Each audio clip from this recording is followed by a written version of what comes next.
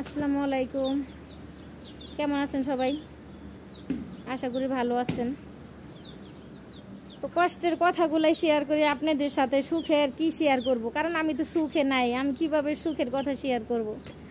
ছোটকাল থেকে দুঃখ করে আসতেছি, এখনো পর্যন্ত দুঃখই করতেছি, তাহলে আমি আপনাদের সাথে শেয়ার করব কি?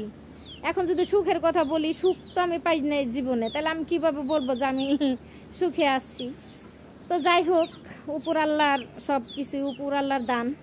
আল্লাহর উপরে বিশ্বাস আছে যে একদিন ছেলে বড় হয়ে গেলে আমার কষ্ট থাকবে না, আল্লাহ দূর করে দিব সব কিছু।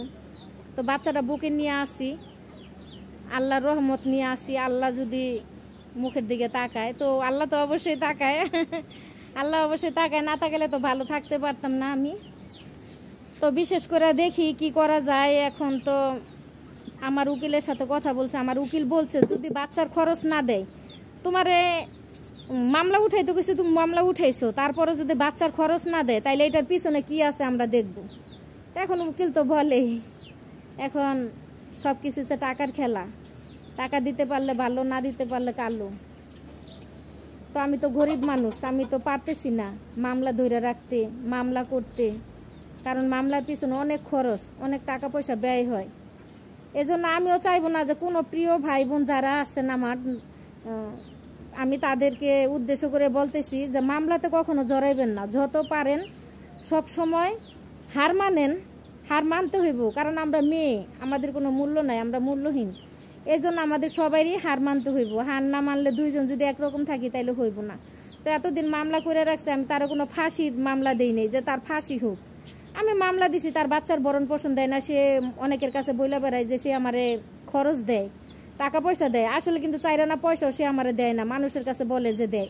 তো এটা ভবিষ্যতে খারাপ কিছু হইতে পারে, হয়তো অনেকে বলতে পারে যে জামাই বিদেশ, জামাই টাকা পয়সা পাঠায়, মহিলা নষ্ট করছে। তো এই ধরনের কথা যেন বলতে না পারে, এই জন্য আমার মামলা করা। এই জন্য আমি মামলা করছি যে আমার প্রিয় ভাই বোনরা, আমার দেশবাসী সবাই যেন জানতে পারে আমার সত্যটা। হ্যাঁ, প্রবাসীদের বউরা জানি অনেকে টাকা পয়সা নষ্ট করে, অনেকে অনেক কিছু করে। তো আমি ওই প্রসঙ্গে যাইতে চাই না, নিজে ভালো জগৎ ভালো, আমি যেটা মনে করি। আগে বোকা ছিলাম, কথা বলতে পারি না, এখন কথা বলা শিখছি। যদিও আমি মূর্খ মানুষ, আমি কথা বলা শিখছি। আল্লাহ একটু ধৈর্য আমারে দিছে, ধৈর্য ধরে আজকে এই পর্যন্ত আসছি। কথা এখন বলতে পারি সবার কাছে, কারণ আপনাদের সাথে যদি আমার কষ্টের কথাগুলো আমি শেয়ার না করি, আপনারা বুঝতে পারবেন না আমার ভালো মন্দ। এই জন্য আমি আপনাদের সাথে আমি আমার সব কষ্টের কথা, আমার বাস্তবে যা হইছে, আমি ওগুলো নিয়ে আপনাকে সামনে ধরি। তো ভালো থাকবেন সবাই, সুস্থ থাকবেন, এই কামনাই করি। আর বোনটারে ভুলে যাবেন না, বোনটারও অবশ্যই কমেন্ট করবেন, যেন আপনাদের কমেন্টটা দেখে আমার মন ভরে যায়। আল্লাহ হাফেজ।